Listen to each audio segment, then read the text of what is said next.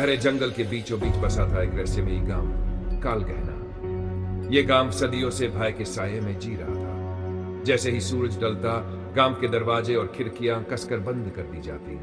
कोई भी घर से बाहर नहीं निकलता, क्योंकि जंगल में एक भयानक राक्षस घूमता था। लोगों का कहना था कि जो भी इस राक्षस को देखता, वह फिर कभी वापस नहीं लौटता। उसका शरीर काले धुएं जैसा था। उसकी लाल चमकती आंखें अंधेरे को चीरती थी और उसकी लंबी नुकीली उंगलियां इंसानी मांस को चीर डालती थी। लेकिन सबसे खौफनाक बात थी उसकी भूख।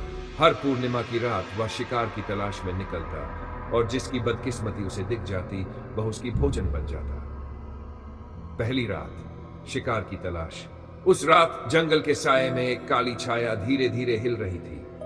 पेड़ों के बीच से उसकी लाल आंखें चमक रही थी। जैसे ही चांद बादलों से बाहर आया, उसकी भयावह आकृति स्पष्ट हो गई। लंबा काला शरीर, मुड़ी हुई रीढ़ और मुंह से टपकती लार। इसी दौरान अर्जुन नाम का एक साहसी युवक जंगल के किनारे आ पहुंचा।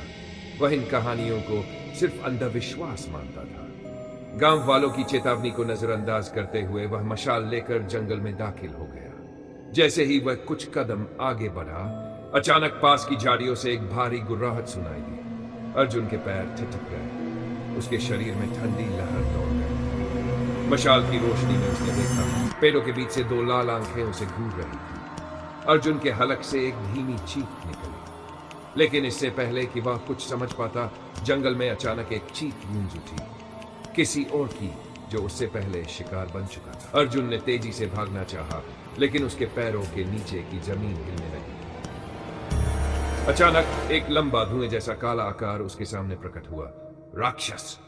उसकी लंबी जीभ लहराते हुए अर्जुन की ओर बढ़ रही थी। अर्जुन ने जैसे तैसे खुद को संभाला और पास के पुराने खंडहर में घुस गया।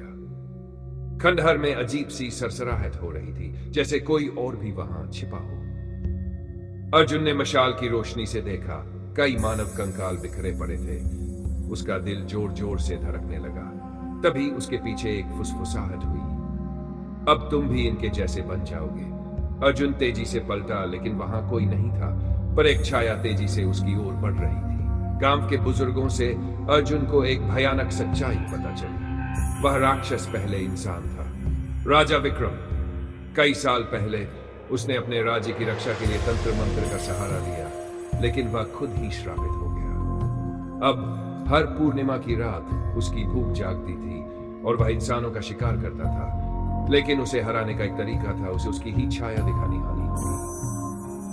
अर्जुन को अब पता था कि उसे क्या करना है। अर्जुन ने जंगल के बीचों बीच एक विशाल दर्पण रखा और चुपचाप इंतजार करने लगा। जैसे ही पूर्णिमा की रात आई, जंगल में फिर से भारी गुर्राहट गूंज उठी। लाल आंखें चमकी और राक्षस अपनी भूख को शांत करने के लिए निकला। जैसे ही वह अर्जुन के पास पहुंचा, अर्जुन ने मशाल से उसकी छाया दर्पण में डाल दी। राक्षस ने जैसे ही खुद को देखा, उसकी भयानक चीखें गूंज उठी। उसका काला धुआं पिघलने लगा और देखते ही देखते वह राख में बदल गया। गांव वालों ने राहत की सांस ली, लेकिन अर्जुन जानता था कि अंत नहीं था, क्योंकि हवा में फिर से वही फुसफुसाहट गूंजी, मैं वापस आऊंगा।